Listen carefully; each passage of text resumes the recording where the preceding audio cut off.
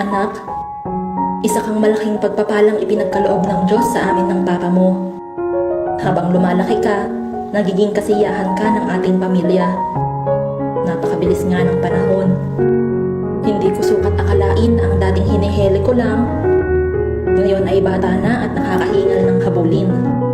Kung pwede nang pabagalin ang oras, ayoko sanang lumaki ka agad.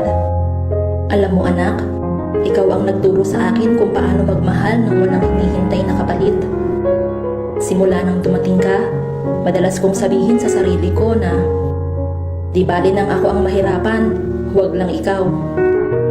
Pero alam kong hindi ko kontrolado ang lahat. Darating ang panahon at malalaman mo na maraming bagay pala dito sa mundo ang hindi mo hawak at wala kang kontrol. Malalaman mo na hindi pala madali ang buhay. Hindi puro saya lang at hindi puro laro. Ang tanging magagawa ko lang ay ihanda ka sa mga maaari mong kaharapin balang araw.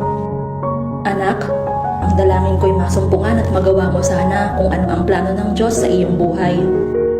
Lumaki ka nawang magalang, may respeto sa iyong kapwa, mapagmahal at marunong tumanaw ng utang na loob. Pagkalooban ka nawa ng Diyos ng talinong gaya ng kay Haring Solomon. Hindi kita kayang protektahan bawat oras.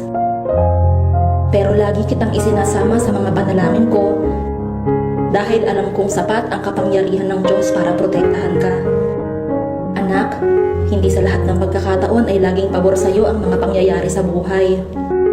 Kaya kung sakali mang maranasan mo ang ma-disappoint paminsan-minsan, huwag ka sanang manatiling malungkot at lugmok.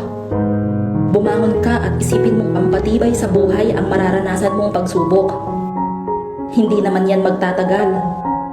Pasasaan pa't pagpapasalamat mo pa sa Diyos ang mga pangyayaring yan. Magpakatatag ka at lagi mong alalahanin kung gaano ka ka-blessed. Sa oras ng kabiguan at kasiyahan ay pareho mong alalahanin ang Diyos. Gawin mo siyang sentro ng iyong buhay dahil ang tunay na kaligayahan ay sa Kanya mo lang matatagpuan. Baliwala ang kayamanan at katanyagan kung wala kang Kristo sa puso. Alam kong matalino ka at mabilis mong maiintindihan ang lahat. I-enjoy mo lang anak ang pagiging bata. Ngunit kapag tumuntong ka na sa hustong gulang, sana'y maalala mo itong mga bilin ko sa'yo. Hindi sa lahat ng panahon ay kasama mo kami ng Papa mo. Darating ang panahon at kaming dalawa ay tatanda at babalik na sa ating Panginoon. Tandaan mo anak na ikaw ang pinakamagandang nangyari sa aking buhay.